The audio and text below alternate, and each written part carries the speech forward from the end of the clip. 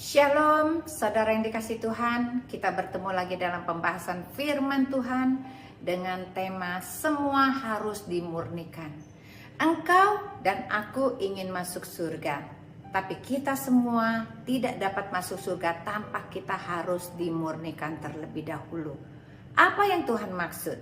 Karena emas saja harus dimurnikan sampai menjadi emas 24 karat. Apakah hatimu dan hatiku sudah siap untuk selalu dimurnikan oleh Tuhan? Baik, sebelum kita membahas lebih dalam lagi, mari saya ajak kita berdoa terlebih dahulu. Bapa, terima kasih untuk hari ini pembahasan firman Tuhan akan membuka mata rohani kami. Kami akan menjadi lebih cerdas lagi. Berkati hamba-Mu yang akan menyampaikan, biarlah ini menjadi isi hati Tuhan. Kami semuanya dibuat mengerti.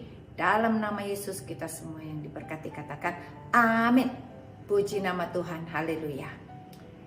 Saudara yang terkasih, untuk bisa jadi murni itu melalui sebuah proses.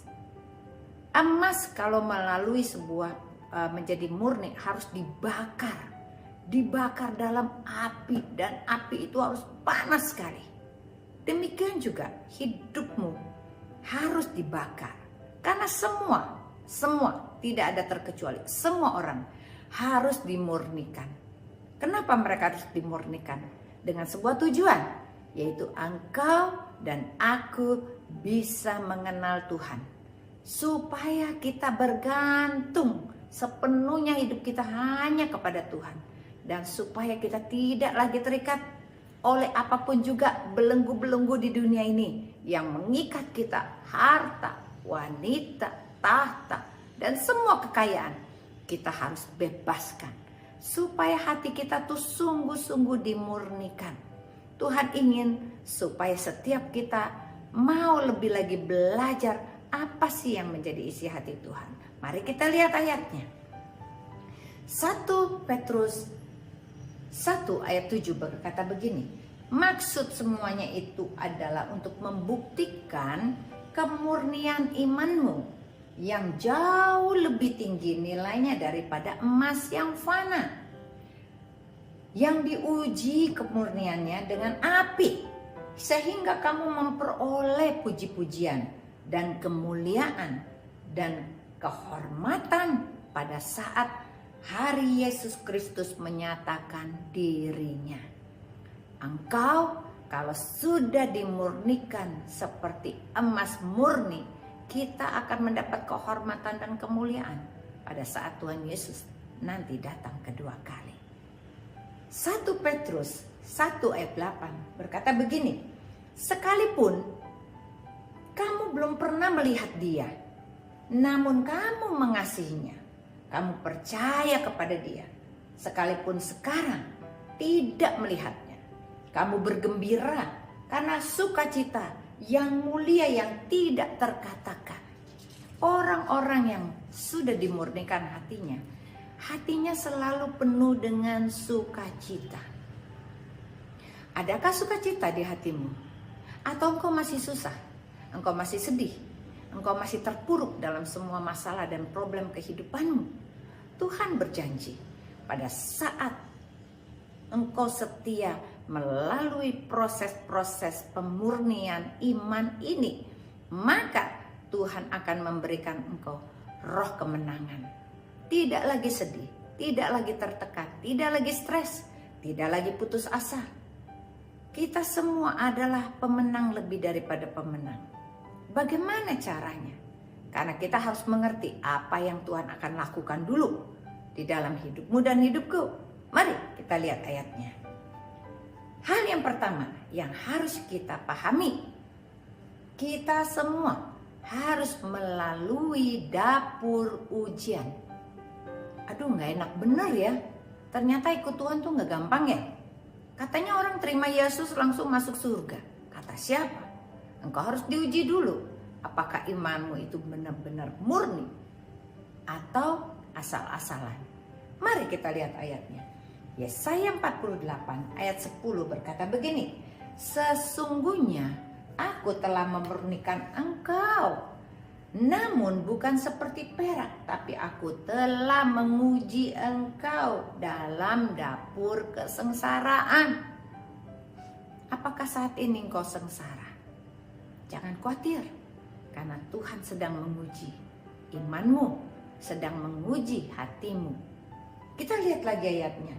Daniel 13 ayat 10 berkata begini, banyak orang akan disucikan dan dimurnikan dan diuji, tetapi orang-orang fasik akan berlaku fasik.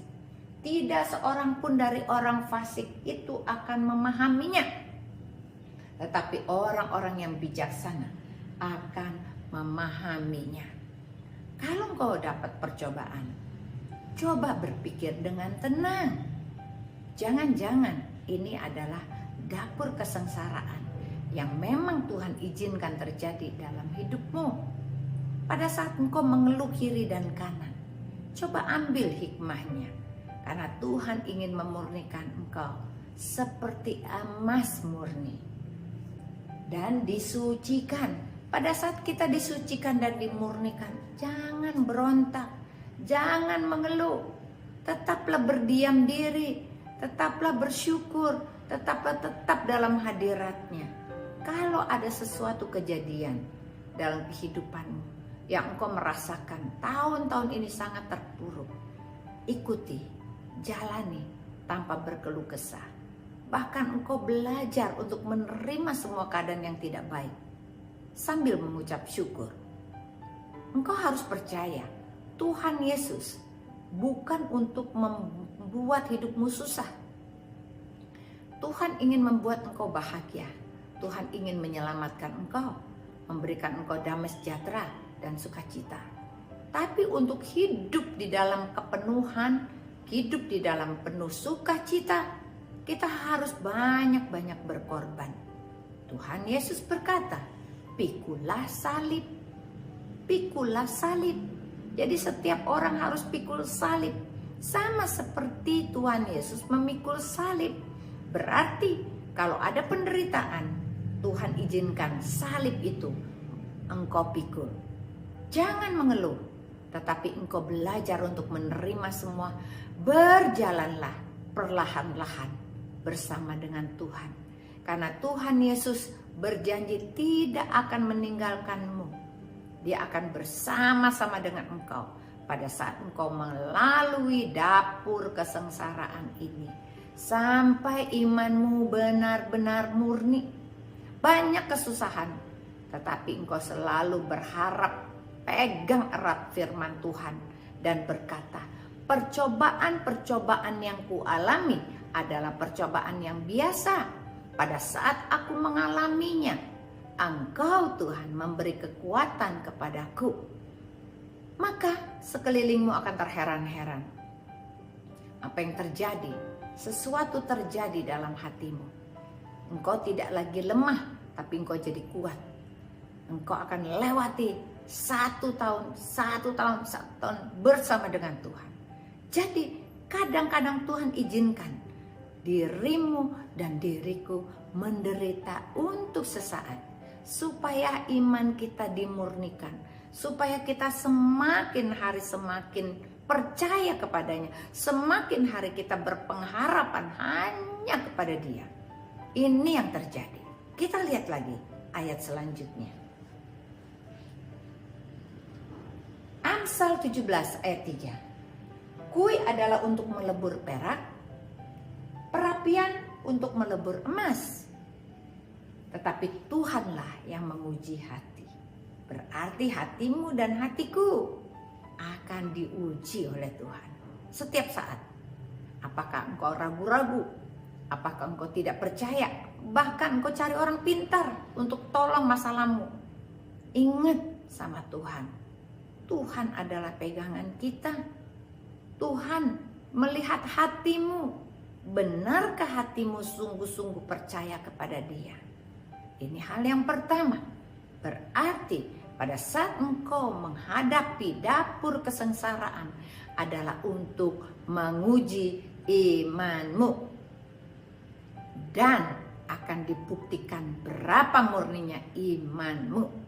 Hal yang kedua yang kita harus bersiap-siap. Tuhan minta kita melepaskan diri dari keterikatan harta dunia. Melepaskan diri dari keterikatan harta dunia enggak gampang. Karena semua berharap kalau ada harta, kalau ada duit, saya bisa hidup. Kalau enggak ada harta, saya tidak bisa hidup. Inilah orang sering berkata-kata seperti itu. Mereka diikat oleh roh Mamon. Mereka jadi tidak bisa memberi sama Tuhan, tidak bisa membantu pekerjaan Tuhan, karena merasa dirinya selalu kurang. Tidak cukup. Ini kita diikat oleh sebuah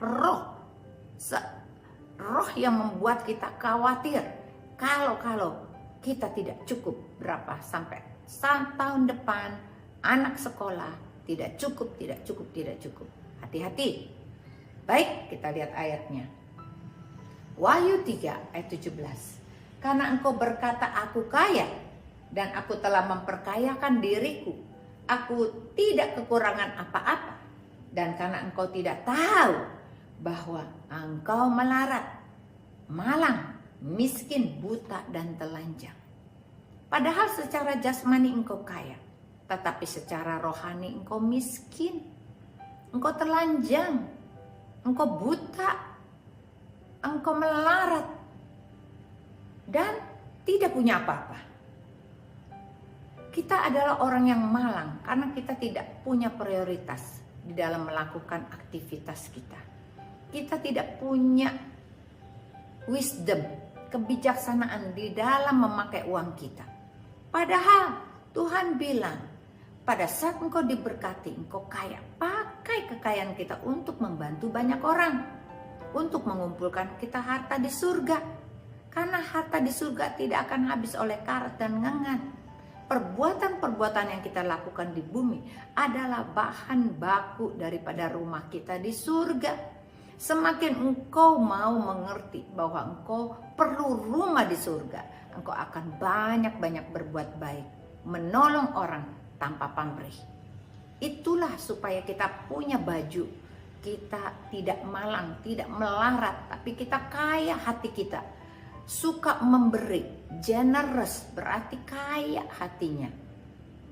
Dengan seberapa apa yang kau punya. Contoh, janda miskin di Sarfat tidak punya apa-apa, tapi dia berikan semua yang dia punya buat Tuhan. Apa yang terjadi? Tuhan akan lipat gandakan untuk mencukupi janda ini. Demikianlah hidupmu. Kalau engkau percaya, engkau melakukan semua untuk Tuhan, maka engkau akan diberkati oleh Tuhan. Hidupmu gak akan susah, hidupmu tidak akan malang, tidak akan melarat. Karena dia dikatakan kalau hati kita diikat oleh harta kita, sampai kita jadi pelit. Kita pelit sama Tuhan, kita pelit pada orang tua, kita pelit kepada orang-orang yang membutuhkan, kita pelit kepada diri kita sendiri mungkin. Ini ikatan yang harus dilepaskan. Engkau harus dibebaskan daripada roh Mamon yang mengikat engkau, sehingga engkau tidak bisa diberkati. Kita baca ayatnya. Amsal 27 ayat 20 berkata begini. Dunia orang mati dan kebinasaan tidak akan puas. Demikianlah mata manusia tidak akan puas. Walaupun kau punya segalanya, kau sudah banyak memiliki harta, kau punya perlengkapan aksesoris, kau punya beli tas yang banyak, tapi selalu tidak puas. Karena apa? Itulah tempat kebinasaan, di mana kita hatinya dibuat tidak pernah puas memiliki semua. Kita punya uang segini, kita masih kurang. Tuhan Yesus berkata, jangan mencari hal-hal yang begitu. Jangan terikat hal-hal duniawi. Carilah harta di surga. Mari kita lihat ayatnya. Matius 6 ayat 20 berkata begini. Tetapi kumpulkanlah bagimu harta di surga. Di surga ngengat dan karat tidak merusaknya, dan pencuri tidak membongkar serta mencurinya. Matius 6 ayat 21. Karena di mana hartamu berada, disitulah hatimu berada. Hati-hati. Tuhan bilang kumpulkan harta di surga dengan berbuat apa? Kumpulin perbuatan baik kita, tolong orang yang tidak bisa membalas kita. Kita membantu pekerjaan Tuhan. Kita banyak melayani orang-orang lain yang perlu pertolongan. Maka kita sedang mengumpulkan harta kita di surga. Kalau di surga harta kita banyak, tidak ada karat, tidak ada ngangat. Tapi kalau ada harta kita di bumi, apapun yang kita miliki bisa binasa, bisa musnah. Kita punya rumah yang bagus, kita punya mobil yang bagus, kita punya semua harta. Kalau terjadi gempa bumi dan bencana alam, maka semua yang kita punya itu akan lenyap dalam sekejap. Tuhan katakan, ingat sekali lagi, cari dulu kerajaan Allah dan kebenarannya, maka semua itu akan ditambahkan kepadamu. Kumpulkanlah harta di surga, maka engkau akan berbahagia. Karena orang yang mengerti ini adalah orang yang bijaksana. Jadilah engkau orang-orang yang bijaksana. Ini hal yang kedua. Mari kita lihat hal yang ketiga yang harus kita lakukan untuk bisa menjadi sempurna. Apakah kita bisa jadi sempurna? Bukankah Tuhan Yesus aja yang bisa sempurna? Kita ini manusia.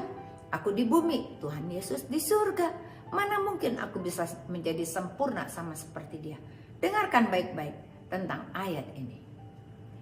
Matius 19 ayat 21 berkata, kata Yesus kepadanya, jikalau kamu hendak sempurna, pergilah dan jualah segala milikmu dan berikanlah itu kepada orang miskin, maka engkau akan beroleh harta di surga. Kemudian datanglah kemari dan ikutlah aku. Kita harus jual semua harta kita. Apa sih yang Tuhan maksud? Benarkah kita harus miskin? Ternyata bukan itu yang Tuhan maksudkan. Kita lihat lagi ayatnya. Matius 19 ayat 22. Ketika orang muda itu mendengar perkataan itu, pergilah ia dengan sedih sebab banyak hartanya. Yakobus 5 ayat 3. Emas dan perakmu sudah berkarat, dan karatnya akan menjadi kesaksian terhadap kamu dan akan memakan dagingmu seperti api. Kamu telah mengumpulkan harta pada hari-hari yang sedang berakhir. Berarti begini, kalau kita lihat zaman, kita sedang berlomba-lomba mengumpulkan harta di dunia, padahal kita lupa harta di dunia kita nggak bisa bawa ke sorga. Harta di bumi tetap ada di bumi. Harta kita yang tetap adalah harta kita di surga. Tuhan berkata, jualah, pergilah, jual semua dan berikanlah kepada orang miskin dan ikutlah aku, kata Tuhan. Ini yang Tuhan maksudkan. Pada saat kita menjual yaitu keterikatan kita, supaya tidak terlalu lagi terikat pada uang kita, pada harta kita. Kita memberikan waktu kita yang terbaik untuk bersaksi tentang Tuhan, sehingga kita bisa memenangkan banyak jiwa. Kita bersaksi kepada mertua kita, pada ipar kita, keponakan kita, suami, anak-anak, cucu, tetangga, semua. Itulah yang Tuhan minta. Jual semua, ikutlah aku. Berarti prioritas hidupmu dan hidupku tidak lagi dalam mengumpulkan harta, tapi kita mengumpulkan harta di surga, yaitu mencari jiwa-jiwa. Berdoa buat orang-orang yang belum diselamatkan. Mungkin ada keluargamu, mungkin ada tetanggamu, mungkin ada iparmu, mungkin juga ada mertuamu. Berdoa tanpa jemu-jemu. Maka akan terjadi sesuatu perubahan dalam hidupmu. Engkau semakin hari semakin mengasihi Tuhan. Karena setiap orang harus dimurnikan. Tidak bisa lagi terikat dalam harta dunia. Hatinya harus terus dibersihkan sampai dia mengerti, sampai dia memiliki hati yang damai, sejahtera, sukacita. Inilah harta yang terindah. Karena kalau engkau memiliki damai, engkau memiliki sukacita di hatimu, engkau sudah merasakan hadirat Tuhan seperti engkau ada di surga. Tetapi suatu hari kita akan bertemu dia dengan muka, engkau akan melihat kemuliaannya. Dia akan menjadi terang dalam kehidupanmu. Tubuhmu disempurnakan dan tidak ada lagi kematian. Tapi Tuhan membawa kita ke tempat yang aman, yaitu surga yang kekal, di mana ada langit yang baru, bumi yang baru, yang disediakan buat engkau dan aku. Percayakah engkau akan ini? Mari, jangan sampai engkau patah hati. Hidup memang harus dimurnikan. Engkau dan aku harus mengalami dapur kesengsaraan. Pada saat engkau mengalami dapur kesengsaraan, mengucap syukur. Dan kita lewati bersama dengan Tuhan. Kedua, kita harus bisa melepaskan diri kita dari keterikatan apapun juga, supaya engkau dan aku bisa diberkati. Supaya kita melepaskan diri dari keterikatan kita, kebiasaan-kebiasaan kita yang tidak baik, yang serakah, itu harus dipatahkan dalam nama Yesus. Dan yang ketiga, kita benar-benar harus percaya bahwa Tuhan akan menjadikanmu dan menjadikanku, kita menjadi sempurna. Karena yang sempurna adalah Yesus. Kita menjadi pengikut Yesus. Kita hidup di dalam Dia. Dia hidup di dalam kita. Kita menjadi satu. Kemudian Tuhan yang akan mengajarkan kepada kita melakukan prioritas, yaitu bersaksi bagi kemuliaannya, bagi kerajaannya, bagi keselamatan umat manusia. Inilah yang menjadi hartamu dan hartaku di surga yang kekal. Tidak ada karat, tidak ada ngangat yang bisa merusaknya. Tuhan Yesus memberkati. Mari kita berdoa. Bapa, terima kasih untuk penguraian firman-Mu yang menjadikan kami supaya kami kuat pada saat kami dalam pencobaan. Karena kami percaya semua harus melalui dapur kesengsaraan. Kami harus dimurnikan supaya kami tidak lagi terikat kepada dunia ini Tuhan. Apapun yang mengikat kami, harta kami, hobi kami, keluarga kami, apapun pekerjaan kami tidak mau terikat. Tapi kamu mau disempurnakan sama seperti Engkau sempurna, yaitu kami jual semuanya. Kami mau ikut Tuhan Yesus. Kami mau melakukan apa yang Kau mau. Kami mau bersaksi buat orang lain, sehingga banyak jiwa-jiwa yang diselamatkan. Terima kasih Tuhan. Terima kasih untuk firman-Mu. Terpuji-pujilah Engkau kekal selamanya. Dalam nama Yesus kami sudah berdoa. Haleluya. Amin. Tuhan Yesus memberkati.